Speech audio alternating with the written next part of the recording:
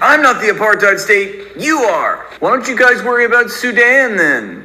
Why is nobody caring about Sudan? Just let us do our genocide in peace. And Yisrael Chai. Yisrael, the World Court has said that you are committing a genocide. Who gives a shit? Shalom, my friends, and welcome to a video where we are debunking an individual who I have zero respect for, of course. This is really the scum of the earth we're dealing with here. This individual, Rathbone. This speaks for itself, right? The communist, silly man who Ben Shapiro highlighted on his show one point to highlight the stupidity of the TikTok degenerate information he's spreading and lies about, Israel and Jews, under the guise of, I'm not anti-Jewish, I'm just anti-Zionist. Yes, because the protocols of the elders of Zion wasn't code word for Jews as we know it is, right? This isn't new, right? This is literally it's information that was literally used by Germany in the times of the regime that started World War II, right? We know this. This shouldn't be rocket science to anybody that, using the word Zio is some sort of, literally David Duke was using this word, when he was the Grand Wizard of the Ku Klux Klan. He still uses this, right? You go on David Duke's website now, right? He's using Zio all over the place, right? You see these are articles, right, that are dated back in 2018, right? He was the first Zio the guy to really popularize that word. So yeah, you can go around, play around with the words and make it seem like, oh, I'm not anti-Jewish, I'm just anti-Zio. Yeah, we know what you're saying, buddy. Anyway, let's investigate and demonstrate the lies of this individual. I was in the chat, as you can see. I was making statements that were sound and factual, and this individual was making fun of it because that's the best he can do. Anyway, let's process this piece of excrement's attempt at rebuttaling these facts about Israel and Jews, and let's expose his lies without further ado. Shit about the World Court. Free Saudi Arabia.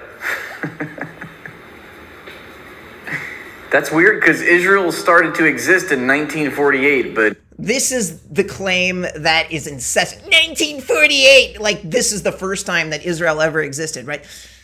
So here's my claim. I said, hey, Israel existed over 1,000 years before Islam was even a thing, but you can complain about the only Jewish country in the world, well, 22 plus Muslim or Arab countries oppress us. Whatever, there's dozens, you can say it's Arab, Muslim. I don't care. It's a Muslim majority. Whatever it is, there are dozens of Muslim countries, Arab countries, whatever you want to call them. The majority of the people are Muslim. That's just a fact, right? Whether or not it's the 55 or 22, who cares, right?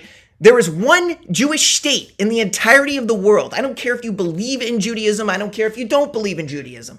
I don't care what you care about, what Jews believe or whatever. But from a geopolitical, religious equality perspective, the fact that Jews can't have one state that exists in the world, and you're just okay with all the Muslim countries existing while the Jews can't have any sort of religious autonomy on the face of the planet in our own holy land that pre-existed Islam by over 1,000 years, that was literally called Israel during the reign of King David, right? And of course, it split into Israel and Judah after King Solomon. But it didn't just magically pop up in 1948. It was always there. You can deny the biblical narrative, but you can't deny the history that there was a holy temple standing there. For hundreds of years, almost 1,000 years, there was a holy temple standing there. The first for a little over 400 and also the second, right? So that totals nearly 1,000, almost 1,000 years that there was a temple standing in Jerusalem when Jews, in between those exiles, of course, there, or in between the temples, there was an exile of 70 years. And now we're in the final exile, right? You don't have to believe in that, but it pre-existed Islam, and that's what this is about. So anyway, that's what I'm referring to. What? It's ridiculous. Anyway. Go off, I guess, because this is the typical Zionist propaganda. You can read it right here. We must go back to ancient history in order to justify a genocide, because our version of biblical history is correct and everybody else's can eat a dick. We represent the course of human history. Let us do our little genocide. We were living there thousands of years ago. So this is a silly point, right? They just use, I call this reverse Holocaust rhetoric. So what happens here is they basically, anytime Israel does something to defend itself, or, it does something, okay, so October 7th happened, they say it's justified because quote unquote occupation in 1948 justifies everything a Palestinian could do, including blowing themselves up, whatever it is, any intifada, anything that they possibly could do, kidnapping babies, literally, killing civilians of any sort, babies, children, women, whatever, that's all justified because 1948, blah, blah, blah, blah, blah, even though the, Muslim countries attacked, all the Jews in 1948, right? All of that is quote unquote justified, according to this narrative that this piece of excrement is basically saying, right? But then whenever Israel does something to defend itself, it's, oh, well, you're doing the same thing that the Nazis did to you. And it's literally a double standard. And it's just because the Holocaust narrative was, used as a means to, obviously, it was a horrible thing that happened to Jews. And we did not want it to happen again. And unfortunately, right now, of course, when we were in Germany, when we were obviously exiled from Israel and we'll get into that later, when he tries to reappropriate Jewish identity and claim that we're Europeans. Of course, Hitler never claimed we were Europeans. Literally, the reason why Jews were killed was he claimed that we weren't Europeans, but now it's convenient to call Jews European because, of course, Jews can never have any sort of autonomy. And you get to define what we are, even though we never claimed to be European. Hitler never claimed we were European. We're Jews. We always claim to be the descendants of Abraham, Isaac, and Jacob. On the whole, right? Of course, there's converts among us. Yeah, even King David was descended from a convert. We know this. But idiots like Rathbone, lying, hypocritical, communist idiots, right? Literally go around saying this type of stuff like it's fact. And we'll get into more of it. Just keep watching. Well, certainly you would like to take a DNA test to prove your claim of being genetically tied to the ancient people on that land. No, that's illegal. It's illegal. We're so confident that we're tied to the ancient people on that land that we're making that illegal. It's our... I can't believe that this is still a thing. Like, this is like TikTok, like literal, like TikTok lies, and like, how is this still a thing, right? What are we? We're in the middle of, beginning of August 2024, and this lie that you can't do a DNA test in Israel is still being... So, okay, so now I'm going to use the Zionist occupied Chat GPT, and let's ask this question. I'm sure all of you anti-Jewish Zio hater, whatever, are going to say, oh, yeah, it's occupied by Elon Musk, the Zio shill, or some nonsense. But like, for any of you that actually care, is it illegal to take a DNA test in Israel today? Or was it ever illegal? Right.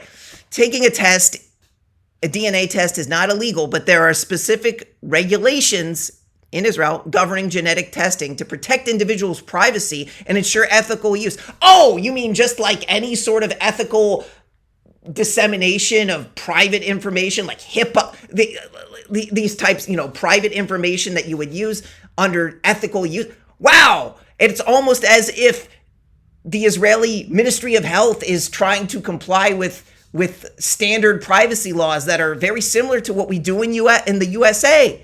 This isn't... What in the world, right? So here, you can read about it. It does not say that you are not allowed to take a DNA test in Israel. Right? You can do your own research. You can Google your own thing. Oh, Google, the Zio Google.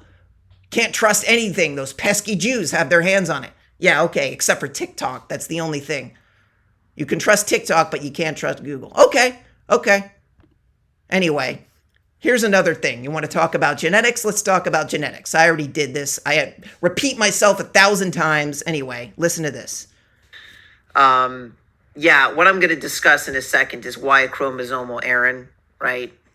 This is genetic research that has been established between Ashkenazi, Sephardic, Jew. I think that's lumping in the whole idea of Sephardic and Ashkenazic Jews, with Sephardic including like Middle Eastern Jews as well.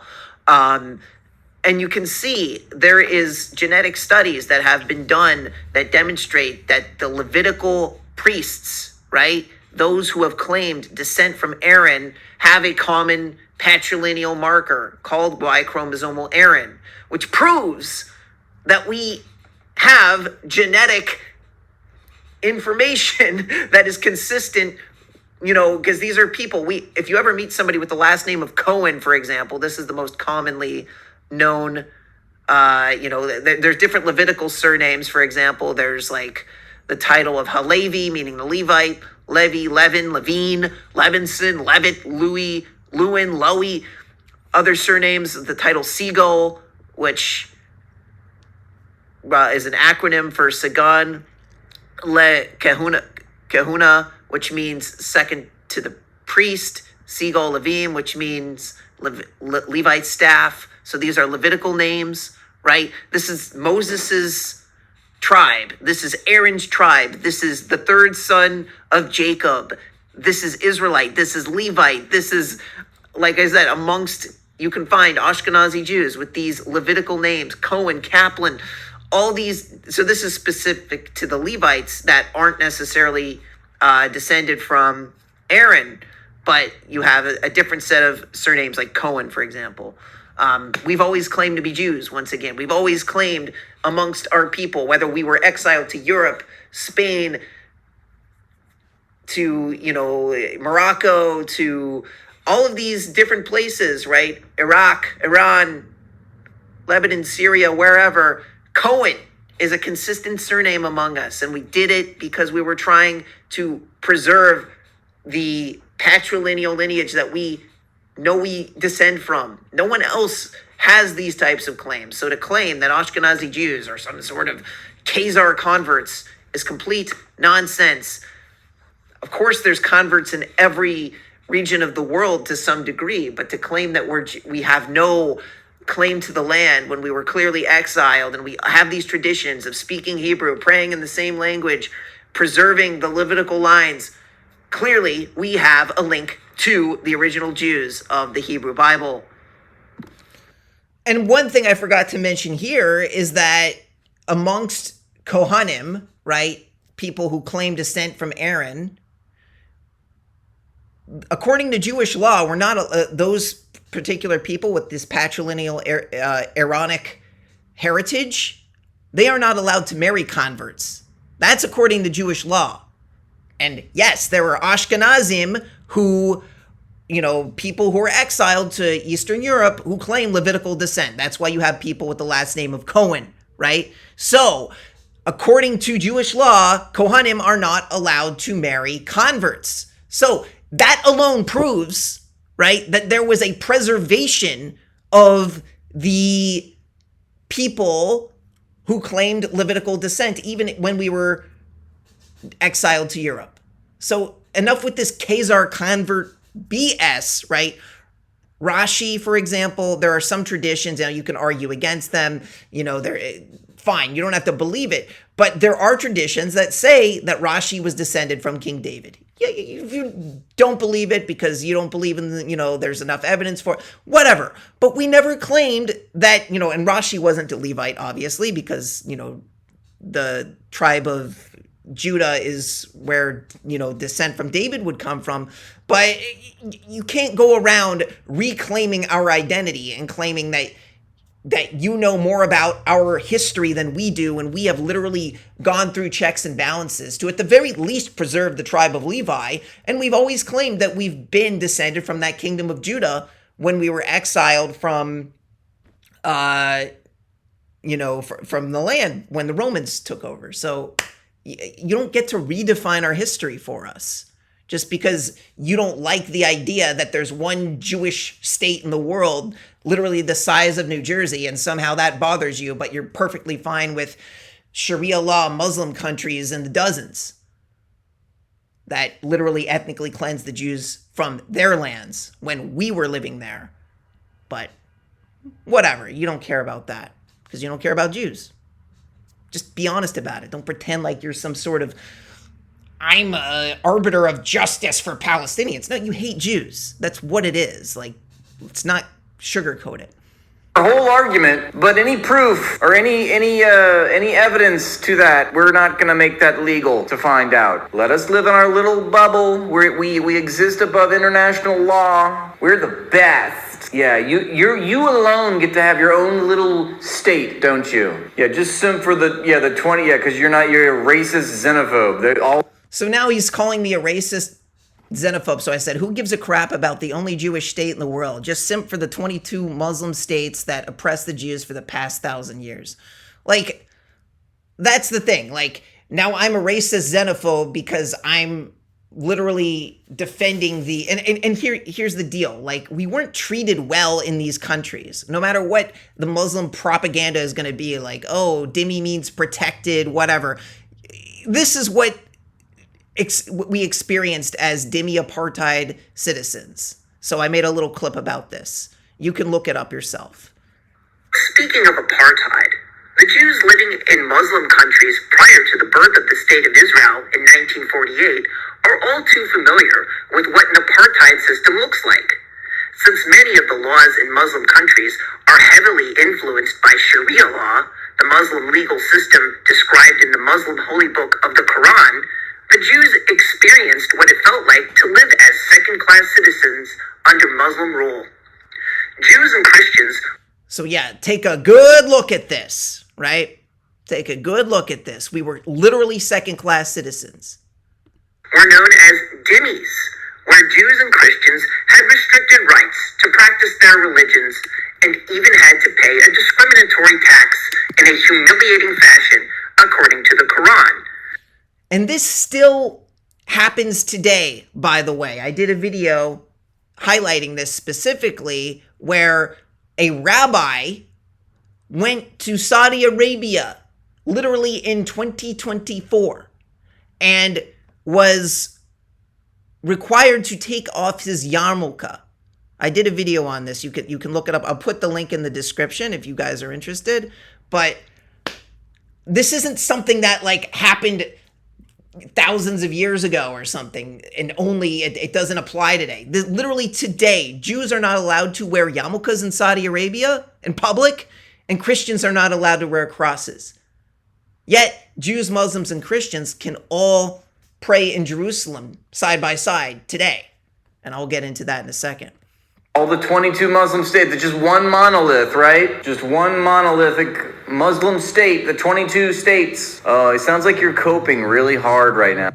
I'm coping really hard by mentioning the Farhud in Baghdad that happened in 1941 that pre-existed the state of Israel, right? Like, the Farhud was literally a pogrom against Jews that happened in Baghdad during the time that Hitler was killing Jews during the Holocaust. Literally in tandem at the same time, right? But the Muslim countries, they didn't hate Jews. They treated them as equals. They treated them as protected dhimmis. That it doesn't mean anything about second-class citizenship. No, it's just so they were so peaceful living together. No, we lived as second-class citizens. Don't sugarcoat it. But you don't care about that. You just want Jews to live as Dhimmi Apartheid Sharia citizens in our own holy land that pre-existed Islam by 1,000 years. That's fair. Now, they oppressed us over the past, I don't think that has anything to do with Palestine. It has literally nothing to do with international law. Anything to do with, do you understand the context of the region? The reason why the Jews went to Israel is that we were being oppressed in Muslim countries. Significant reason other than the fact that it's our ancient homeland and that Jerusalem, once again, has been holy to Jews since before Muhammad was a twinkle in his mother's eye by literally over 1,000 years, but forget that. You don't care about that. Jews can't have any sort of autonomy, and you get to decide what our genetics are and what our traditions are, and you literally get to define what the Bible is, and you get to throw out the Bible when it's convenient and make up your own definitions of what Zionism is and what the Promised Land is, and put EDs at the end of words to make it seem like past tense, or literally just, you get to, Rathbone, you get to define Judaism because you are literally the expert on Jews, clearly, right? Anyway. Israel has not existed. 1948 is when the state of Israel was created. No, Israel has existed since before the invention of Islam, before Muhammad went and kicked the Jews out of literal Saudi Arabia that we were exiled to, right? Like the Battle of Khaybar. Have you guys ever seen? We'll get into that later. Anyway. So cope harder, nerd. Not even Golda Meir, your beloved prime minister in the 70s, would agree with anything that you... Straw man, complete... I wasn't even bringing that up. That had nothing to do with anything I was talking about. I don't even know what he's referencing. I'd have to... It's completely irrelevant. Said here. Not even your own Israeli officials agree with you. Not even your own precious Zionist leaders corroborate what you're saying here. Jews and Christians and Muslims can pray in Jerusalem side by side, but apparently you can't live next to Palestinians because you're murdering them by the hundreds of thousands. Well, think about this. Imagine if Jews were still living in Saudi Arabia and we were trying to make peace with the... like we're trying to live side by side in Saudi Arabia and we wanted to wear our, we weren't trying to live as dhimmis. How do you think we would be treated if we tried to, wear tefillin in public, wear tzitzit, wear yarmulkes, right? Clearly, under Sharia law, that's illegal. So we wouldn't be treated very well. So we left. Or we were kicked out, right? During the Battle of Khaybar, of course, we were kicked out. But like any autonomy that we would have had, why would we want to stay? So we went back to our Holy Land, yet Jews, Muslims, and Christians, right, can worship freely in Jerusalem to some degree, yet Jews and Christians are forbidden from even going to Mecca and Medina because we're not Muslim? Watch this. This is a video I made. It's called Rashida Tlaib Wishes You a Happy Hanukkah, and I'll drive this point home again. Tlaib ain't no fool. She knows that none of this Muslim oppression against Jews could ever compare to the Nakba of 1948, that horrible day of catastrophe when Jews dared go back to their biblical Holy Land that their ancestors were exiled from over 2,000 years ago. Never mind the fact that the religion of Islam didn't come on the scene until nearly 600 years after the Jews were kicked out of the land of Israel, at that point known as Judea. After the Jews who lived there at that time, by the Romans in 70 CE.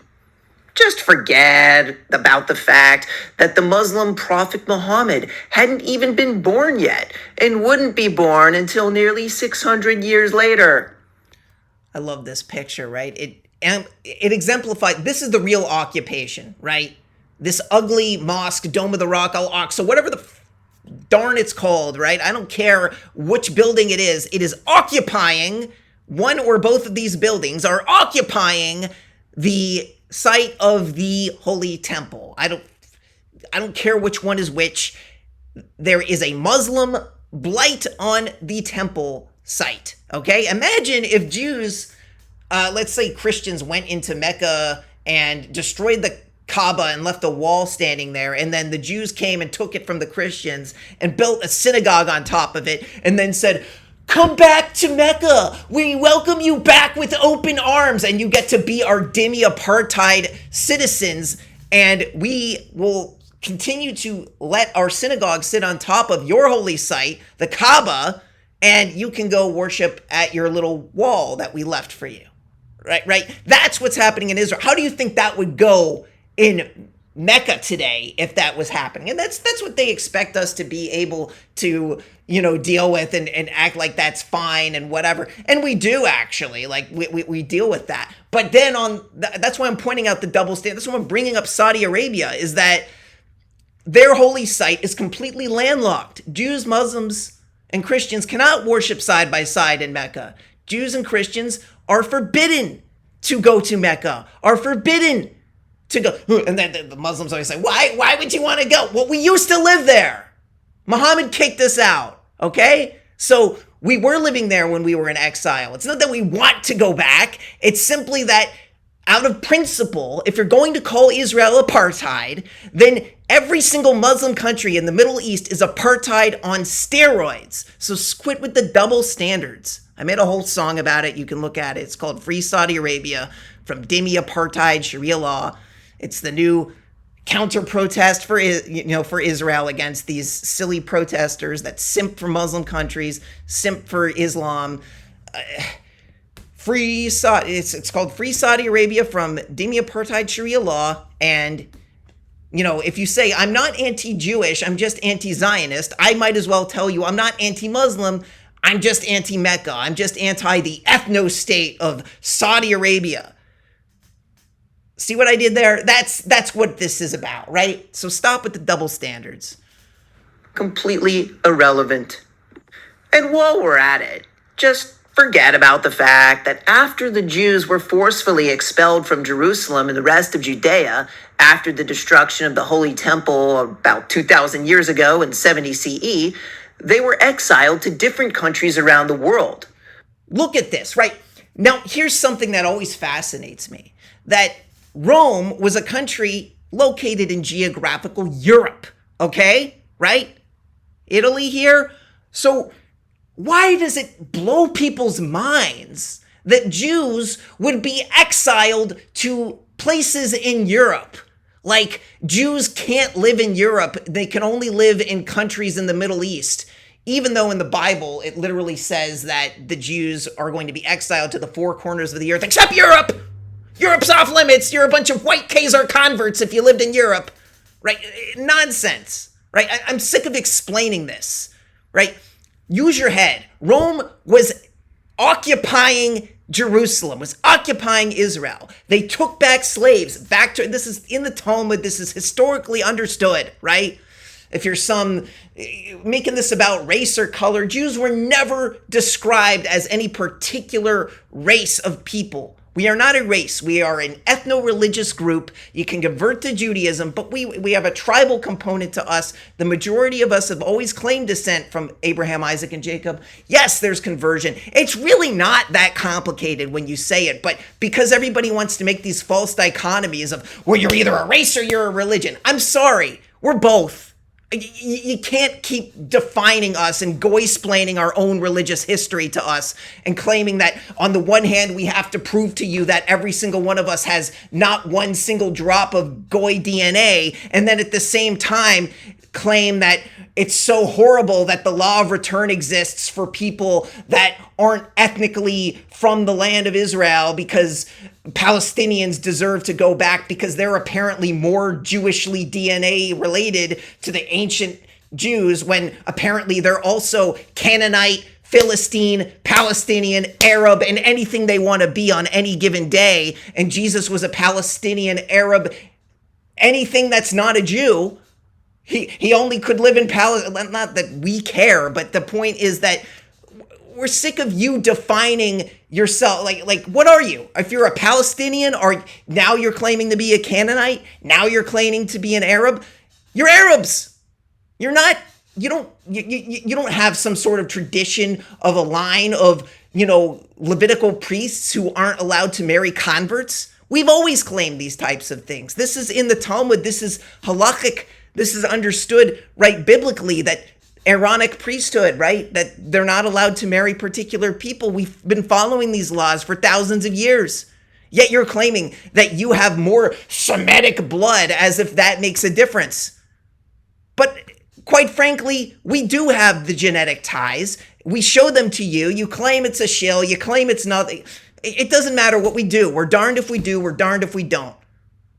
Admit your double standards. It's just getting exhausting. I'm sick of explaining this over and over again to idiots. According to Josephus, Munter, and other historians of the time, some were even taken to Europe as slaves of the Romans, and others were taken to literal Egypt on ships and sold as slaves. For all you BHIs out there who whine about, well, we're not a slavery, whatever, shut up. And others eventually settled in neighboring areas in the Middle East, such as Iraq, Iran, Yemen, Syria, Lebanon, and even Saudi Arabia. Yes, that's right. Did you know that Jews used to live in Saudi Arabia? There were even thriving communities in Mecca and Medina. Not so anymore, as Muhammad, the founder of Islam, made sure to eradicate all of the Jews from Saudi Arabia. Well, except for a couple Jewish women who he forced to make one of his many wives, but you can read all about Muhammad's wars against the Jews in the Quran, if you're interested. So anyway, yeah, so you can look at this chart to see, before 1948, after 1948, obviously Jews didn't want to live under Dhimmi Apartheid Sharia Law, so we left, we went to Israel because we lived better, we weren't treated amazingly, the golden age of Jews wasn't in Spain in the Middle Ages, it was literally during the time when the temple stood, when King Solomon was there, when the Jews had autonomy in our own holy land of Israel. This isn't hard, okay? That's what we want. You get your own Saudi Arabia, Dhimmi Apartheid state, great. So we don't want to live there, so we go back to our holy land. It's really that simple. But no, we can't do that. We have to live as Dhimmi Apartheid. It's just absolutely mind-boggling. Absolutely mind-boggling, the double standards here, right? So, and when I say you can read about this in the Quran, I'm referring to, so here you have Surah Al-Hashir, right? This, it means like the exile, right? So this says, this is, you can read this. This is in the Quran. It is, once again, it's called Surah Al-Hashir. Al-Hashir, I don't know how to pronounce it, whatever. I don't care. The point is, here's a verse here, and it says, it is he who expelled the ones who disbelieved among the people of the scripture. So this colloquially refers to, when it says the people of the scripture, people of the book, it typically refers to Jews and Christians. But according to the tafsir, if you don't know what the tafsir is, it's basically like the midrash or the exegesis of it. I guess it's more of like the Rashi, I guess you could say, if you want a somewhat of an equivalent from their home. So it says that the people, so basically the Jews, were expelled from their homes, right? You did not think that they would leave. They thought that their fortresses would protect them from Allah. But the decree of Allah came to them from where they had not expelled. He cast terror in their hearts, and he destroyed their houses by their own hands and by the hands of the believers. So take warning, O people of vision. And if not, Allah had decreed them for evacuation. It would punish them in this world. For hereafter is the punishment of the fire. So you're saying, like, call my bluff on this. This isn't talking about Jews. There's no way, right? Well, let's look at the tafsir, the exegesis of this verse. So let's look for this. Jews. Okay, so according to Mushin Khan, I don't know if you're a Muslim and you want to say this guy's a charlatan or something. It says, it is who drove out the disbelievers among the people of the scripture, i.e. the Jews of the tribe of Bani an-Nadir, from their homes at the first gathering. You did not think that they would get out, and they thought that their fortresses would defend them from Allah, but Allah's torment reached them from a place whereof they expelled it not. He cast terror in their hearts, right? And he destroyed their dwellings, right? So basically it's saying that it is justified, according to the Quran, to ethnically cleanse the Jews from, in this case, it was referring to Medina, where these battles of Khaybar and the battle of, so here's this Khaybar al-Yahud, right? This is a, anti-Jewish slogan said by Muslims who warmonger during, even modern times. But the Battle of Khaybar you can read about here, which was basically a massacre of Jews, right? And they claim it was completely justified, according to the Quran, to murder Jews, right?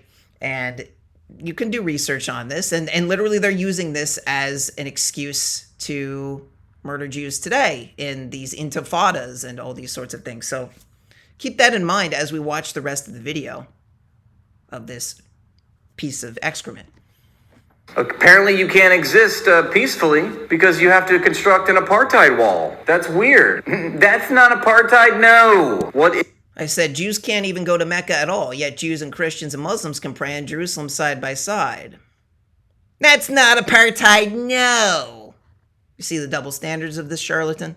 Is apartheid, or is what you're doing to the Gaza Strip and the West Bank and East Jerusalem. It's literally, this isn't even me coming from me, that's what you don't understand. It's coming from the International Court of Justice. It's coming from the highest court in the entire world. And not only just that. And I said the Jews left the Muslim countries because they were oppressing us. Like I said, I gave you a plethora of information to demonstrate that, right? I gave you the numbers.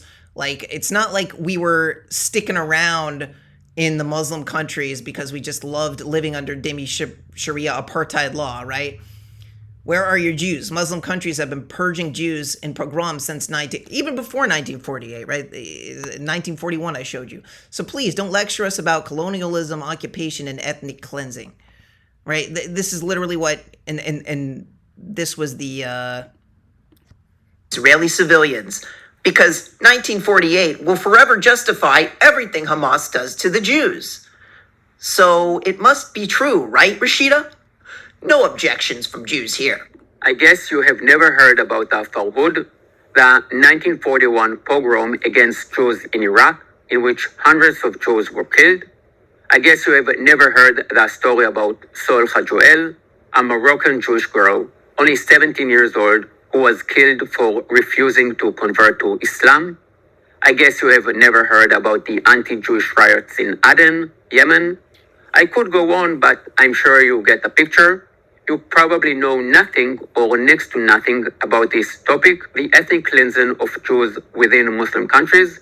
There is this false narrative that, unlike in Europe, Jews enjoyed the same rights as Muslims in Muslim countries, and that until the rise of Zionism, Jews were able to lead peaceful, happy lives in Muslim countries. That is a lie. I mean, it was better for Jews in Muslim countries than in occupied Poland in 1943, but that isn't exactly setting the bar high. Like, do you want a consolation prize because you weren't murdering us in Auschwitz? Like, come on. Like, we deserve a certain level of autonomy, especially when Muslim countries literally are by the dozen, and you get your holy, sites landlocked where Jews used to live, but you justify the ethnic cleansing of us, and now you're using those same statements, Khyber al Yahud, to justify the ethnic cleansing of us in our own holy land. So the double standards are absolutely inane.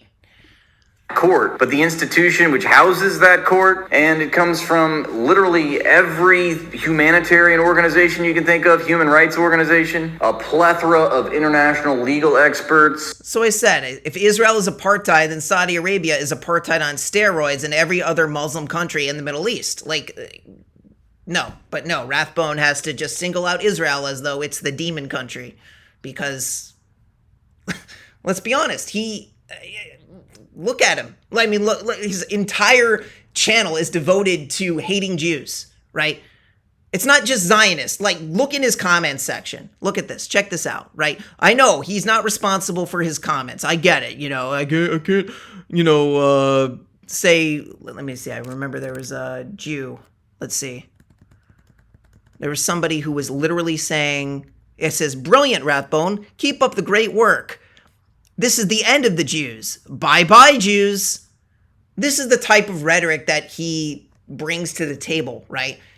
If you look at what these people, they're not even hiding it. So don't pretend like you have some sort of immunity because you use the word Zio and Zionist and you make some sort of false dichotomy between the two, even though our religion literally, Zion is Jerusalem, according to Zechariah chapter 8, which we'll get into a little bit later, right? "So said the Lord, I will return to Zion, and I will dwell in the midst of Jerusalem, and Jerusalem shall be called the city of truth, and the mountain of the Lord of hosts shall be called the holy mountain," right?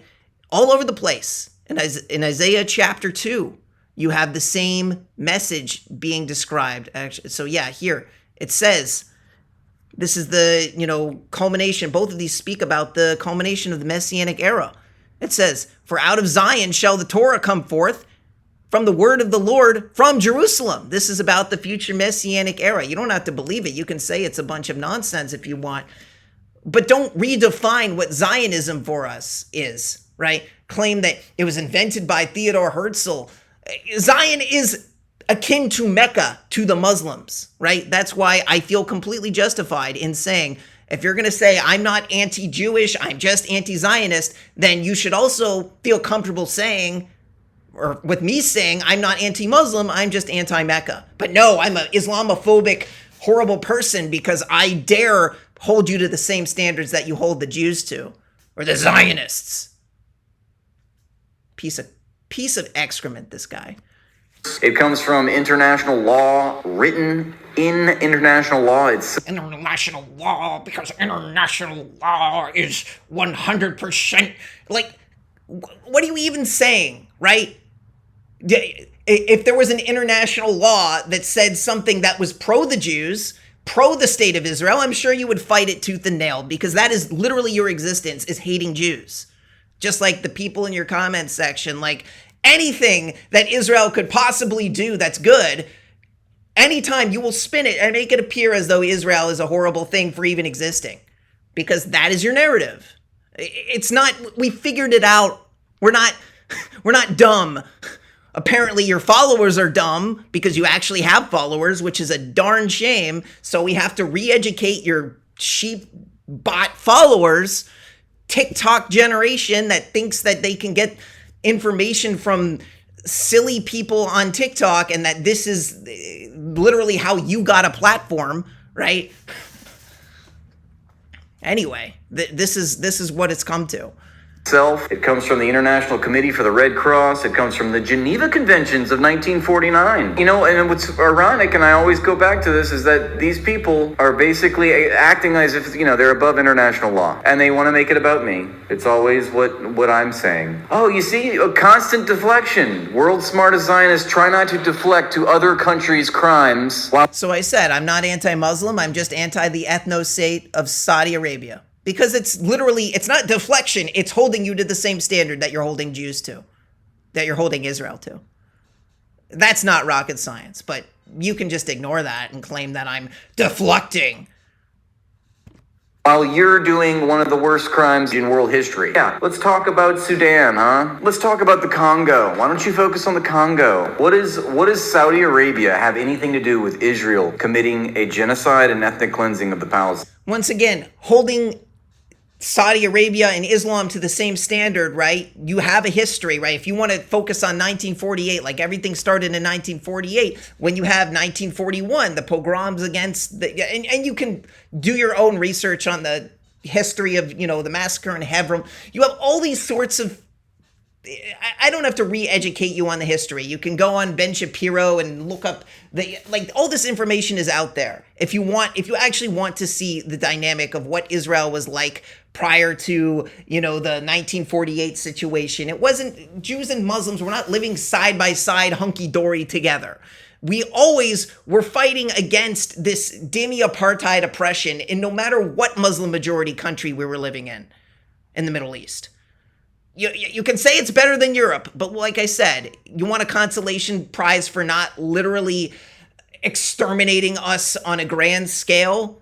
Like, you still were treating us horribly, according to the Rambam even, you know, like I said, you can look at the writings of Maimonides, and a lot of people like to say, you know, the Golden Age or whatever. Literally, this is the words of Maimonides, right?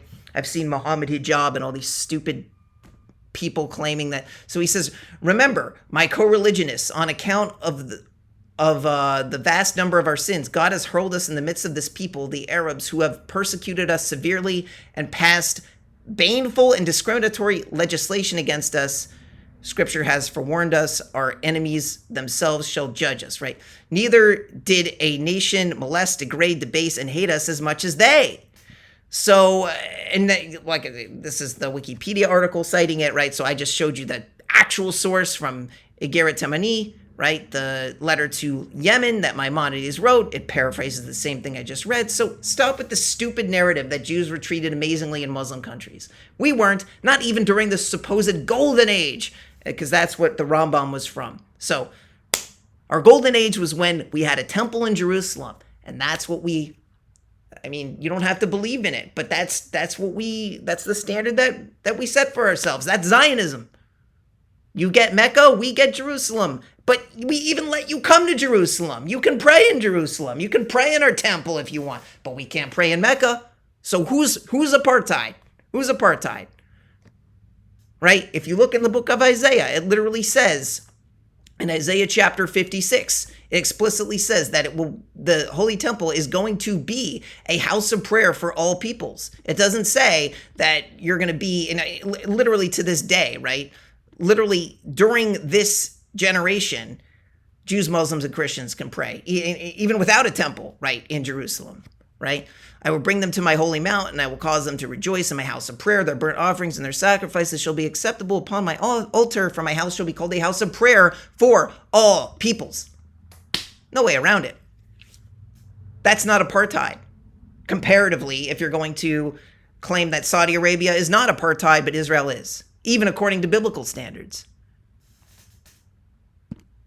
Palestinians. Again, you are coping massively right now. There's no justification for what you're doing, and so you're doing a classic deflection tactic. Think about Saudi Arabia. Think about Egypt. Why doesn't Egypt want them? Yeah, why didn't America want the Jews? Hitler just had to exterminate the Jews because the United States didn't want them. Hitler tried to deport the Jews. He wanted the Jews to live, just not anywhere near him. Why isn't See, once again, reverse Holocaust rhetoric to sort of anything the Jews do, we have to compare it to Hitler and say that the Jews, because we want any sense of autonomy, we're a bunch of Nazis, according to these charlatan idiots with double standards for Jews and SIMPS for Muslims. I said the real occupation is that ugly mosque that the Muslims put on our holy temple site that pre-existed Islam by over 1,000 years. You got this. Like, it's not rocket science. Isn't it the United States' fault? Why isn't it Britain's fault? They didn't want the Jews, so it was okay what the Nazis did to the Jews then. They had every justification. You know what? The Germans... Of course you justify that. Like, I know he's trying to be ironic and whatever, but, like, let's be honest. He hates Jews. There's no spin on this. He's simping for Muslims. He doesn't say anything negative about it. And then he uses these, you'll see later in the video, he starts critiquing Jews for having any sort of religious values. And he doesn't give Muslim the same level of critique when literally Muslim is just as, like, according to his standard, he compares it to a Scientologist cult or something. I mean, are you kidding me? Islam and all the Muhammad conquests and all this sort of stuff, he just, that's untouchable. That's completely justified in this Rathbone POS's mind. Lived on that land for thousands of years, okay? That was their land. Nothing like a good old Nazi blood and soil argument coming from a Yisrael chai, huh?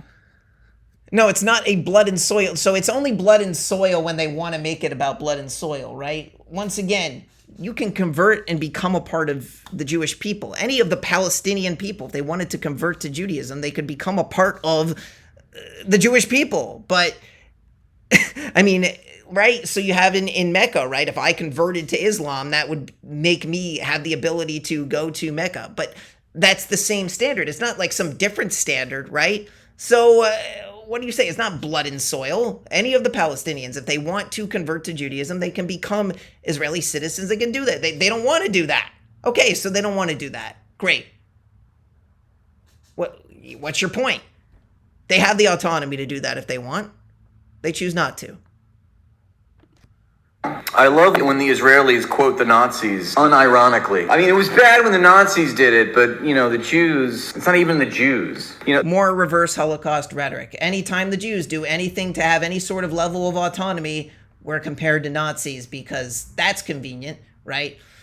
They can't really do anything with the Middle Eastern Jews, right? Because a lot of them weren't subjected to the Nazis, but they were subjected to, for example, the pogroms in Baghdad, which is why we need, you know, to have a bigger voice among this, because people are sick of hearing about the Holocaust. It was horrible. It was awful. But now they're using this sort of stupid white supremacist reverse Holocaust argument that obviously has been debunked 1,000 times, genetically, religiously, in every way possible, as I showed at the beginning of the video. But no, because Jews appear a little bit more lighter skinned, all, in European countries, oh, that means that they're all a bunch of Khazar converts, according to these idiots who claim you can't take a DNA test in Israel, when of course we debunk that through and through.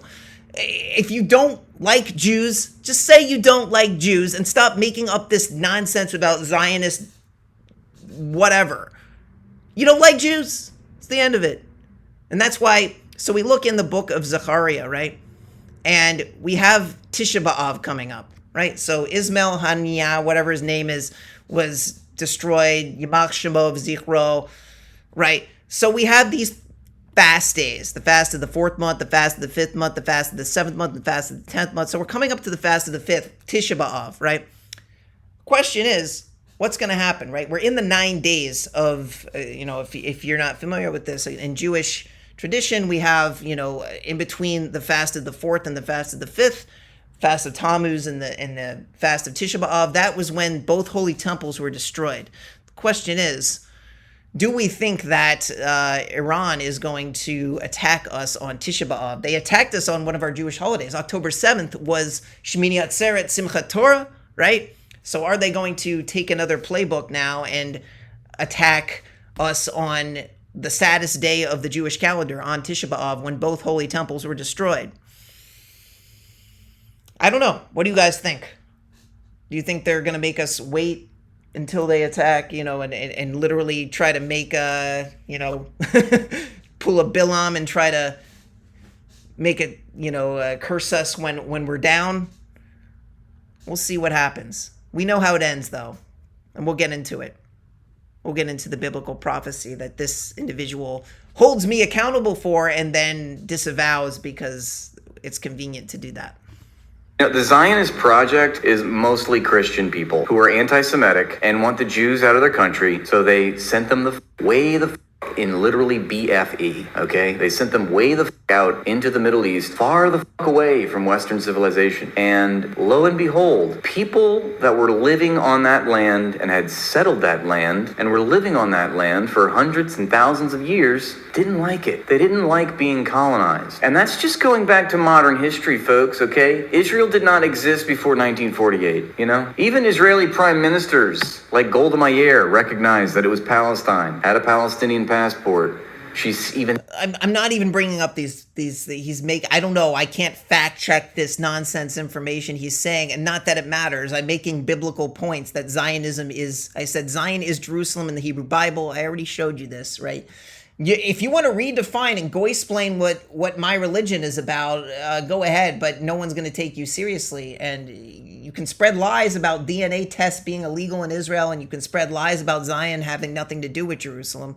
But don't be surprised when I claim that I am not anti-Muslim, but I'm just anti-Mecca, and you being a hypocrite for calling me Islamophobic when you just simp for Muslims like it's your job, which basically it is.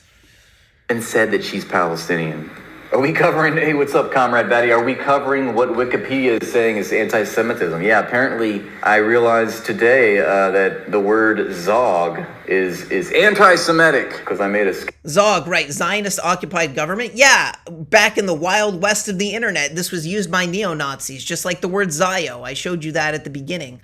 Right? David Duke literally popularized these ideas of Zog and Zionist, Zio, whatever. Like, it's just code word for he hates Jews. Like, he literally was the grand wizard of the KKK.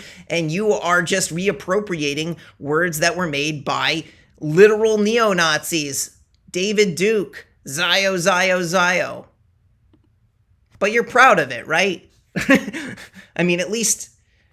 Whatever. I mean, what a simp. What a pathetic excuse of a human we have before us here today.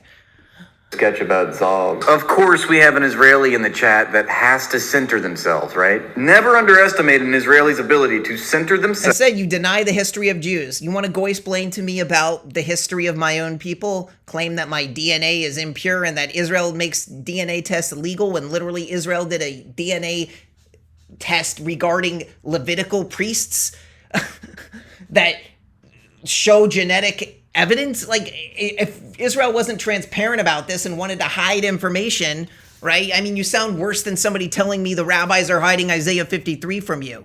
Like, it's there. All of this stuff exists.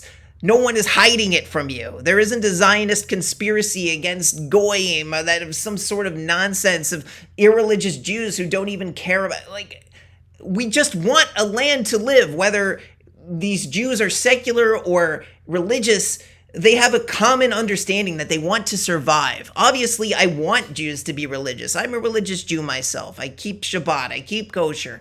I pray toward Jerusalem 3 times a day at least. You know, this is what we do as Jews.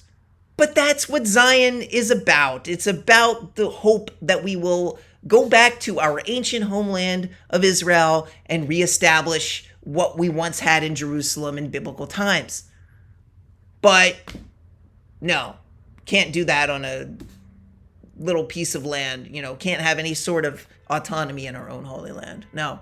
But Saudi Arabia gets to do whatever they want, and all the Muslim countries get to, treat their Christians and Jews as second-class Dhimmi Apartheid citizens, and you have no problem with that.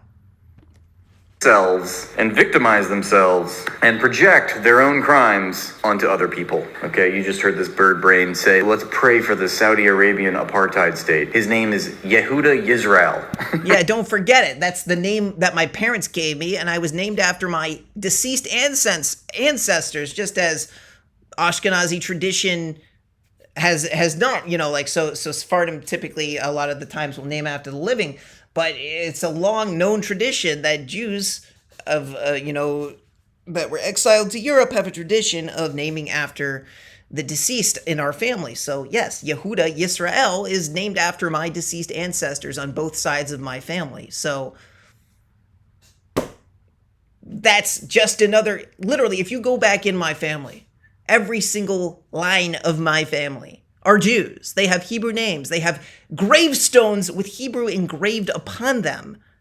It just so happens that that's what it is in my particular family. But if you meet other Jews, who have ancestry with it, especially religious Jews, you will see that their families are Jews because that's within our religious construct to marry within our religion. If you don't follow the religion, then I guess you'll intermarry. But we've been doing this for thousands of years. We've been keeping our religion holy. I'm sorry that you don't believe that we have any sort of autonomy to determine our own existence. But we have preserved our identity. We have preserved the tribe of Levi, and we have ties to the land of Israel, not just religiously, also genetically.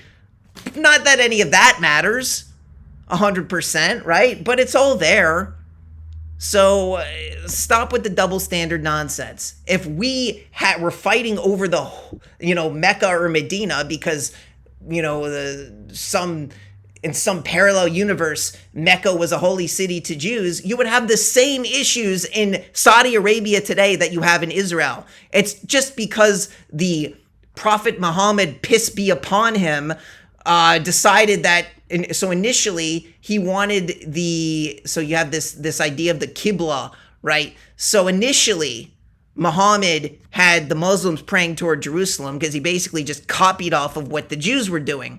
But then from what I understand, the Jews were making fun of him for doing that because you're just stealing from our religion. So then he changed it to Mecca, right? So there was a change in that. So you can't go around claiming that the Jews are the sole, it's just mind-boggling to me. I don't understand how this guy can have any sort of following, that we have to re-educate people about this basic information about Jews. We've always been Jews. We've been doing this forever. It's not...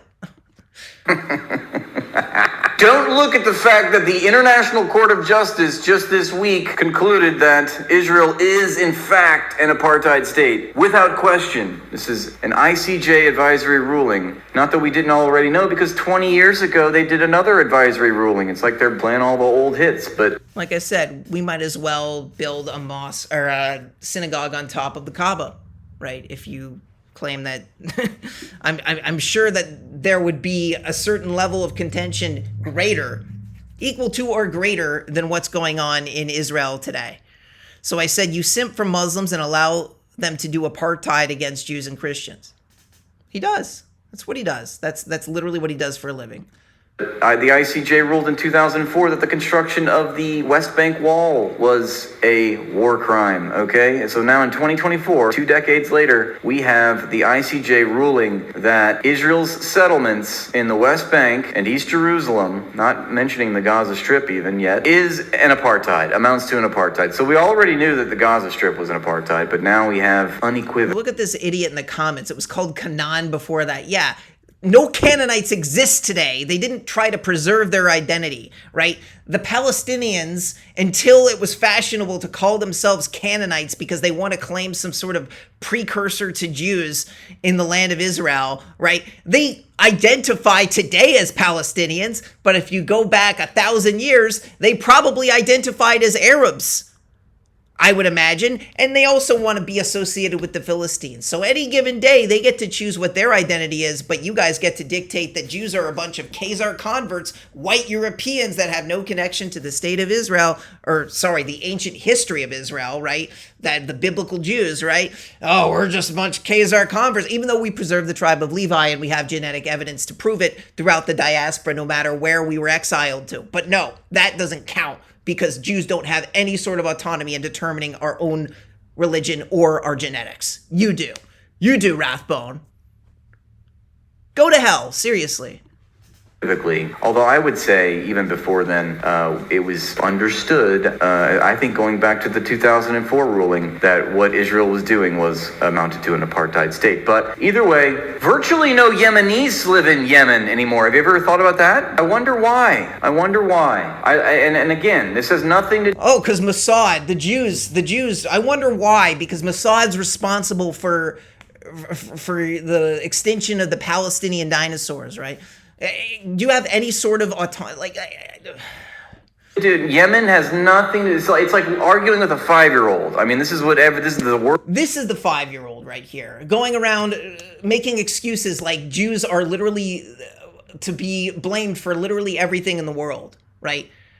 What do you expect us to do? You expect us to be like, yeah, let's be our Dhimmi, let's let the Muslims take over Israel and make their quote-unquote democratic state, which will just turn into every other Muslim state where Jews are subjected as second-class citizens under your one-state Palestinian nonsense apartheid BS that we've had to endure through the past millennium under Muslim apartheid Sharia law.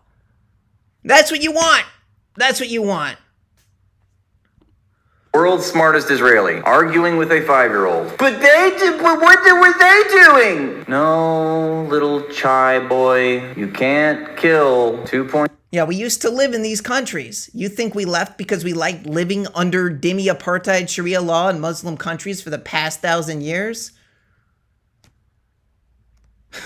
It's a great point to bring up that Jews lived peacefully in Muslim countries for the past 1,000 years. That's why we all left, when Israel actually had some sort of autonomy and Jews had a state. No, yeah, because we didn't want to leave our Dhimmi Apartheid's Muslim countries. Come on.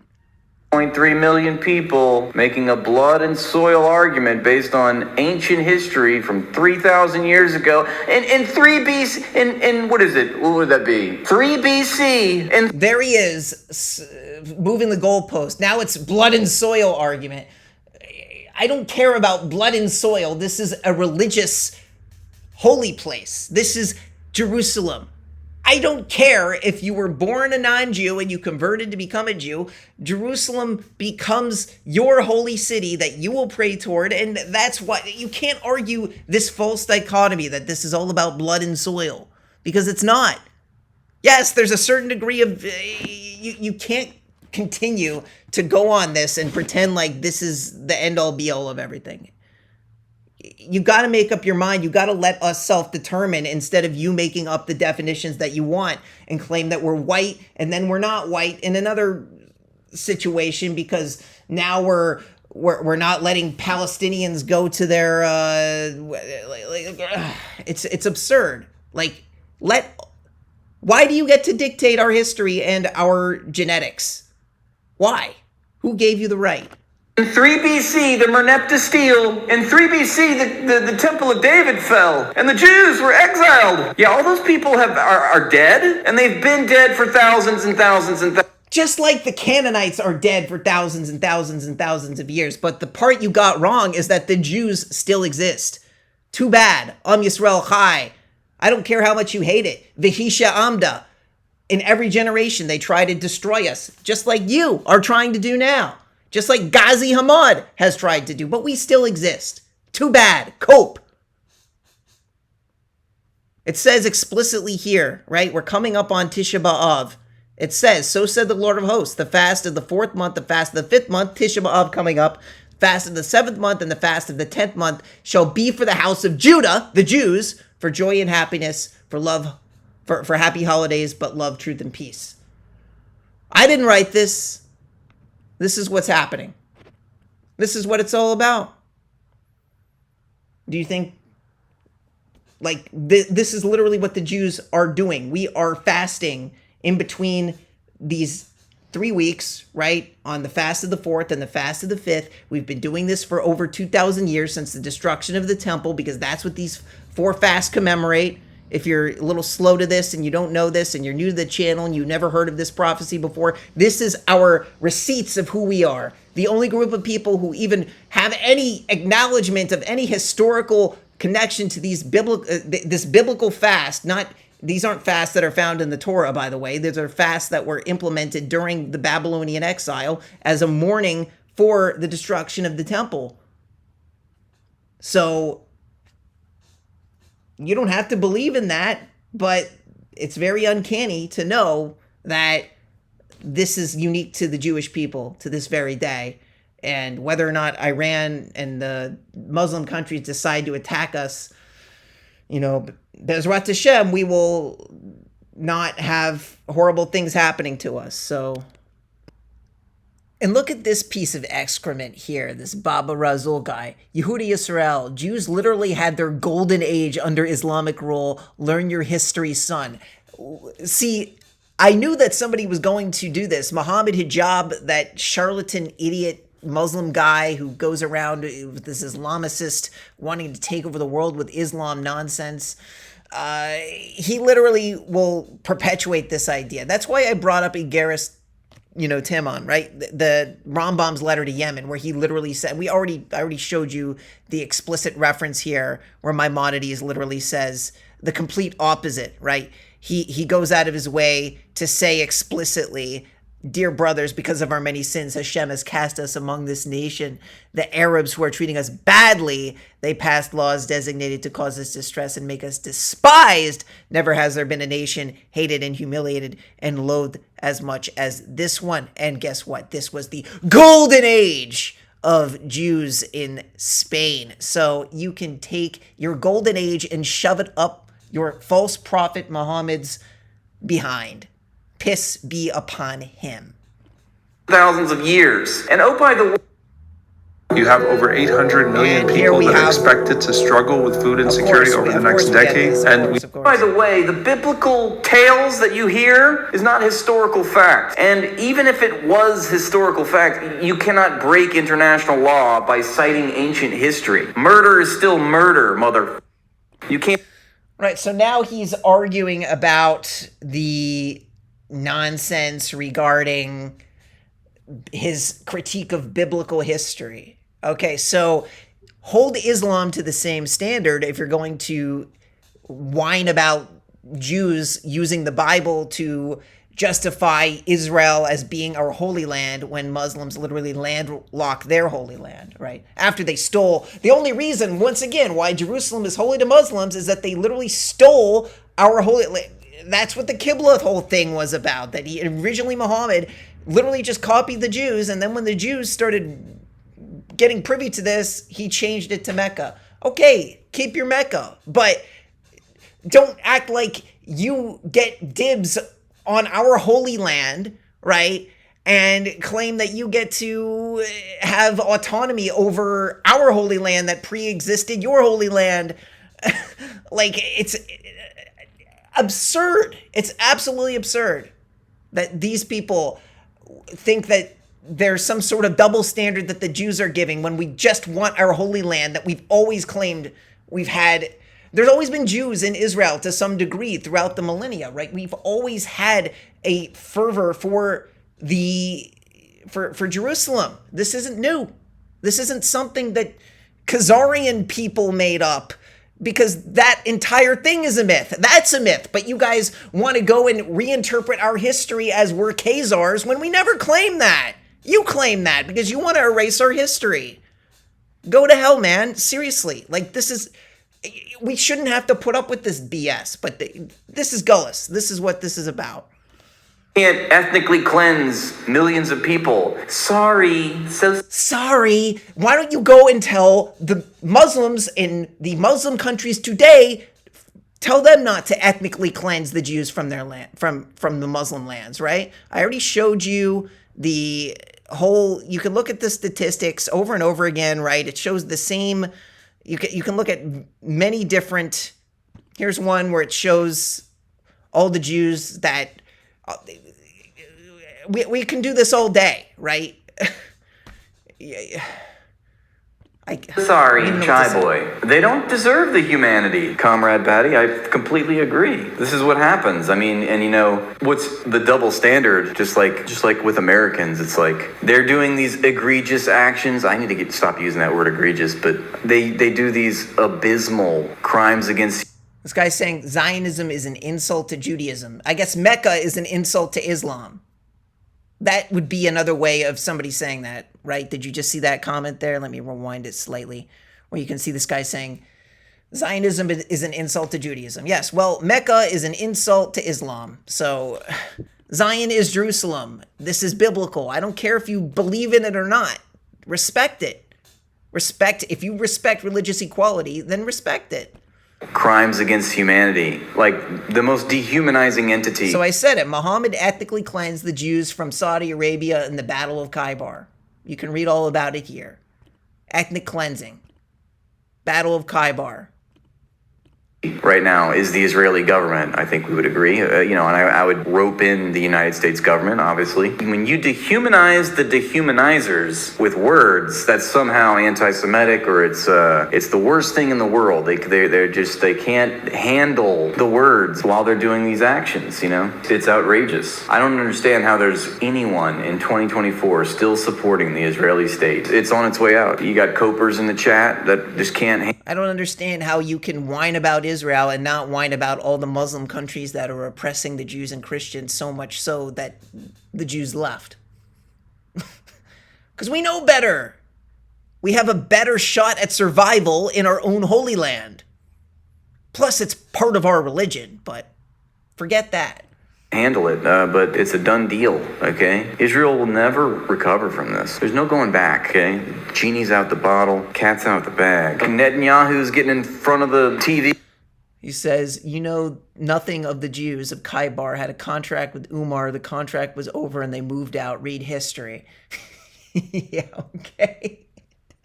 Exactly. It's always the Jews' fault. It's always our fault. Right? We always deserved it.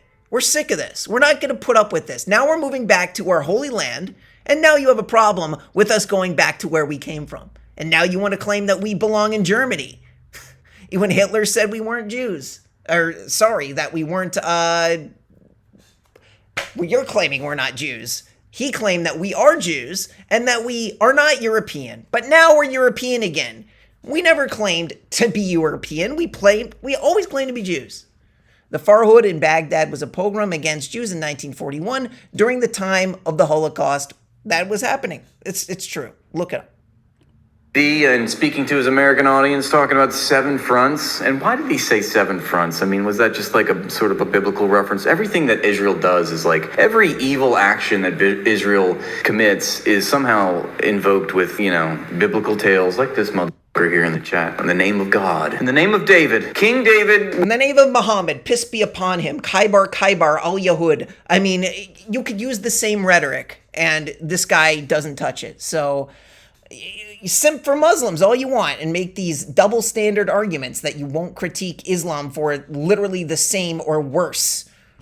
Will rise again, and the dead shall rise from the earth, and we shall return to the promised land. That's another thing we could bring up with him. It's the promised land. It's not already given. It's the promised land. It's not the given land. I don't even know what he's talking about, right? He's completely straw manning. I never even made this argument, right? But he's trying to argue, basically, go explain the Torah for us. So let's get back. He's going to start talking about biblical prophecy, and he's going to start claiming he's an expert on what Jews should be doing in terms of Israel, according to the Bible. And you'll see he gets owned. It's being promised to you. What does that mean? It's in the future. At some point, God will come down from heaven, according to the atheist Zionists, which is another funny point. And he will... I never claimed to be an atheist, right? Literally, I have ancestors who were Hasidim, ultra-Orthodox Jews, they were from the Rizin dynasty, Husyatin. They were Zionists, and they literally moved to Tel Aviv. I didn't even know about this until recently. I'll do a video about it. But religious Zionism was a thing. Yes, there were people who were against the beginning of the state, and we'll get into the biblical prophecy as to a certain level of ambiguity, but there is not... Whether or not you care that it's called a state or not called a state, Jews being in Israel today is important, and certainly a fulfillment of biblical prophecy, which we'll get into. Will lead his people back to the Holy Land, and that's the promised land. Israel is the promised land. Am Yisrael Chai. I deserve it. Sky Daddy said so. Well, you already have it. You're already there. Wait, that's sort of sacrilegious, don't you think? Don't you think the Zionist project is actually a little bit sacrilegious? It's actually a little bit anti-Semitic because they're going against God's word, and they're... So there's several things to unpack here. Okay, so once again, right? If you actually are familiar with biblical prophecy, and I make it very clear in Zechariah chapter 12, it explicitly says that Jews will be in Jerusalem and will be saved by when all the nations of the earth attack us. And keep an eye on Jerusalem, right? Because all the nations after, the assassination of this piece of crap, this Ismail Haniya, whatever his name is, right? Piss be upon him. May he rest in hell. So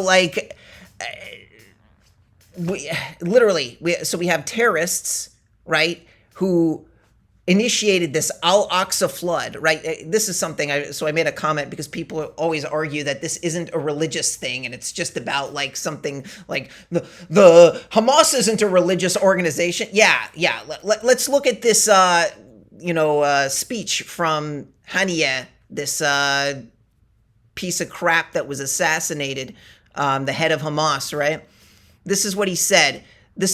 Following is a full text speech by Ismail Haniya, the head of Hamas Political Bureau, on the first day of the Operation Al-Aqsa Flood, October 7th, 2023, the day after, the day of, this is October 7th, right?